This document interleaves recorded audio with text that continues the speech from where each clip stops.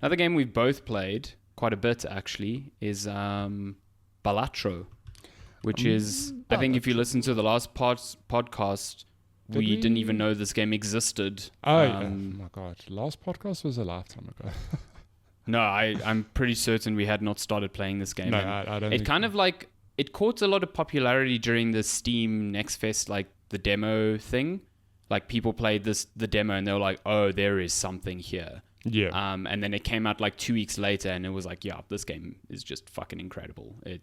So if you don't know, Balatro is a sort of it's a poker themed roguelite that works off of the fundamental rules of 5-card poker hands, but it is essentially a very light deck builder / very hardcore roguelite that really bends the rules of what poker and card games can be by virtue of random modifiers and multipliers and effect cards and this and that are how you construct a successful run. So each round is called, or each level is called like an ante.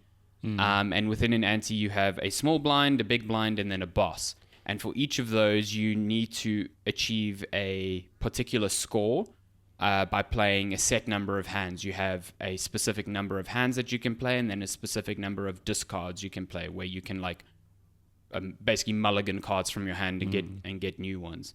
And you're trying to construct different poker hands that all have different multipliers and scores attached, while synergizing with things like joker cards that buff certain poker hands or buff certain suits or have really fucking bizarre abilities, as well as consumable arcana cards and these planet cards that kind of buff particular other poker hands, like straights. They'll say they'll change the level of the multiplier from 1 to 2 or something like that. Yeah. It is one of the most addictive card games I've ever played in my life. 100%. I love poker, but I don't think you need to love or even understand poker to really play this game. Like, I've heard a lot of people being like, when they actually divorced their brain from the idea of this is a poker game and associated it more with just a card roguelike, that's when they really started unlocking how this game functions. Yeah. I think it's just so smart. Even the poker thing, like the only thing I wouldn't even say you have to know, but the only thing that you really need to know about poker is just what hands do. Like, what they are. Oh, sorry, not what they are, like others. a pair, three of a kind of, and like even that said, those are very easy to learn. Like, you don't need to learn the fundamentals of poker, just understanding, what hands can you play. The moment you know that, Balatro is then you can just play. You can figure out a whole lot of other things that are completely unrelated to poker. Yeah. You can do bizarre things where you can be like, cool, I'm going to, early on you've got access to a joker that really buffs spade cards. And you're like, cool, I'm going to build this run around spades, which means I'm going to focus on flushes. Yeah. But it also means that when I have the opportunity to add cards, because you can add cards to your deck by buying them, so you're not constricted to your 52 cards. By the same token, you can also destroy cards. So in a run like that, you'll be like, cool, I'm going to add as many spades as I can, and I'm going to destroy every other suit that I can. Or try and transform cards into like suitless ones where they can be applied as any suit, stuff like that. So it's like you are altering the fundamental makeup of this deck. You're not constricted to 52 cards and the base collection within there. And you can really go far by just honing in on one or two specific hand types or strategies and that's how the game functions. If you're trying to spread yourself too thin, like any roguelite, you're just going to be like really good at nothing. Yeah. And Balatro functions in the same way. So the only thing that bugs me about this game sometimes is, so the boss always has a specific like modifier or ability, and you are made aware of that ability when you start the ante. So you essentially have two chances to try and like either change your deck to adapt to that boss or do something about that boss. In some cases, you can like skip a blind So skip the opportunity to gain more money and visit the shop and get like a token in exchange. And that token sometimes changes the boss blind, like it will completely alter it. But sometimes you just can't, like you don't get that opportunity because of the way the randomness works. Yeah. And you don't have the ability to change your deck in time, and the boss just becomes like an impossible task. So some of them are like, I think, quite aggressive, like you can only play one hand, or like a certain suite of cards is debuffed. So like if you've built your entire run around spades and this boss is like, yo, spade cards are debuffed, you're fucked. Like there is nothing you can do about that unless you re-roll that boss blind. Yeah. So I find that is a bit like disheartening when you're like one ante away from winning and then you get whacked with that, and it just feels unfair. But other than that, I think the game is pretty well ballance. It skirts a fine line of making you feel overpowered, but also like you have to think about what you're doing very carefully all the time. I think, like as much as I love the game, there are one or two things that are like frustrating, and the one you mentioned is the boss blinds.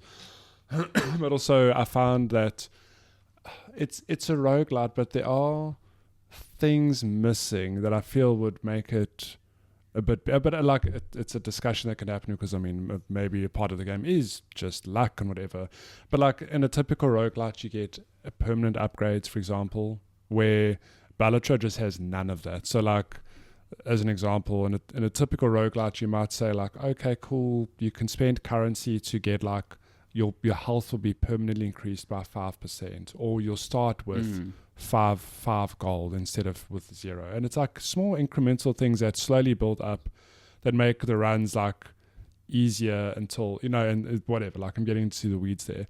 Balatro has none of that, and I feel that sometimes you can start a run and immediately like this isn't going to work, and you just restart.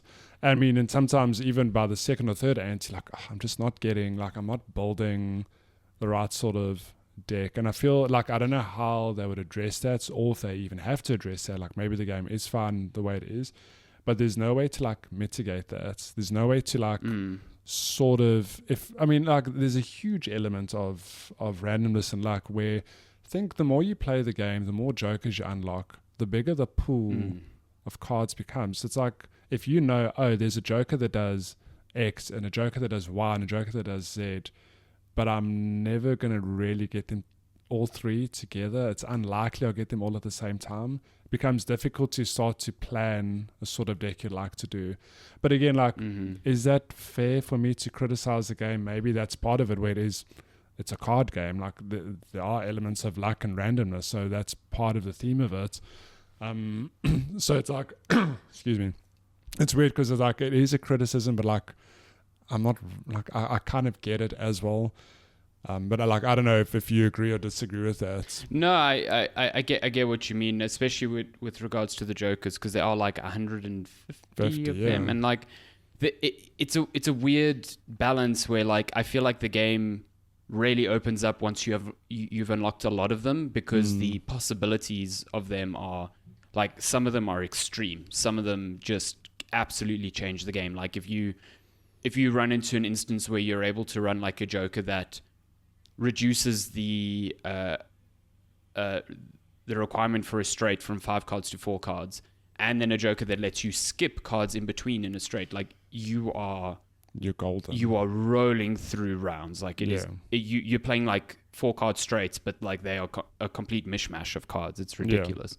I think there's combinations like that to be found all over, but I do agree that with 150 you might be like, oh, I really like that run where I combine these two things, but there's no way of you to actually sort of manifest that. It's completely random. Whereas with a game like Hades, a big portion of that game is the weapon you choose, and you know that you can build around that with particular abilities, even though they deliver to you randomly. So I understand that. I think where Balatro kind of does that sort of is with the new decks.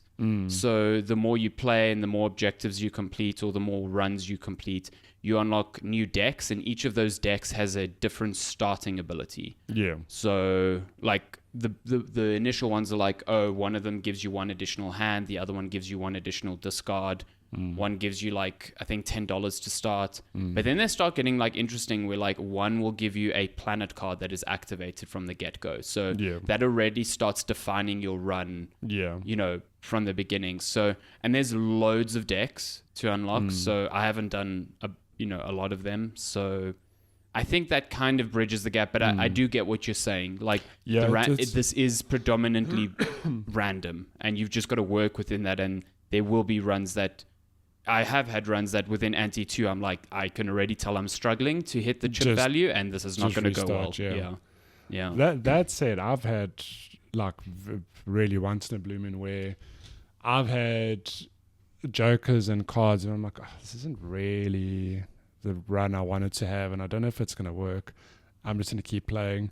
I mean, I think the first or second time I finished the game was done with pairs. Like I just had, I had a joker that like, I can't remember what the jokers were, but I ended up just literally playing. I had a joker where you got a multiplier for playing 3 cards or less, which is like absurd. Like, why would you play 3 cards or less? And I had like jokers that buffed pairs, and I just ran with it. Like that was just a happy, that's a good combo. A happy accident where I had this winning run with like 2 or 3 jokers that I just stumbled upon. So like, it is a weird thing. I get it. Like, I think it's like you would have never played that sort of deck like without the circumstances. So like I acknowledge part of the charm is like you don't know what the combos are. Like sometimes you are forced to try and figure out how to make a run work. And again, like I don't know what the answer is. I feel like there could be but you're right. Maybe the decks themselves are the determining factor, or like the way you sort of mitigate that.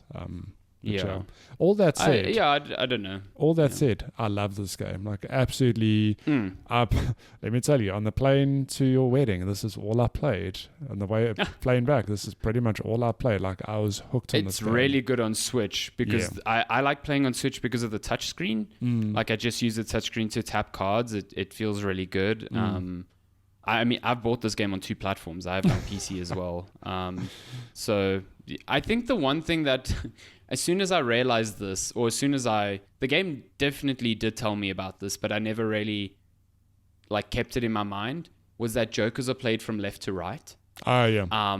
And when you combine that knowledge with there is a difference between adding to your multiplier and multiplying your multiplier. Yeah, big so difference. like if you have a bunch of cards that add to the multiplier, they need to be on the left. Yeah. Because then when you hit a joker that multiplies your multiplier, it's a much bigger number that it's multiplying by. And I never differentiated between those two. So I think I had a mishmash of adding and multiplying, and I was never really optimizing that in a way. And once I did that, oh my God, like runs became a completely different ball game from there. So yeah, keep that in mind if you're playing. It's a very subtle but very important difference between the two. It's a good game. Game's good. Game's good. I really enjoy it. It's also just cheap. It's like $120. Super cheap. Yeah. And it's so cheap. So it's like a no-brainer to me. What I really like about it is that it's like, I feel it's a game you can go back to whenever. Like I'll pick it up in a year, 2 years, 3 years, and it's a very good card game. Like it's just there's no like muscle memory associated with it. So it's not like when you go back to Hades, which I have done many times, and I'm like, I've got to play 1 or 2 runs to just remember how the fuck I'm moving around. Yeah. It's just a game where it's like, cool, I've got to remember how jokers work, and that's it, and it's pretty easy to do that. How do cards work? What is this heart suite, goodness. It's a great game, and I would very easily recommend it to anyone who is interested in roguelites. It's coming to mobile as well at some stage. So they did say, because the developer said that the sales numbers have been extremely good, so they're thinking about they are busy working on a mobile version. That's awesome to me. So, good cool game, Balatro.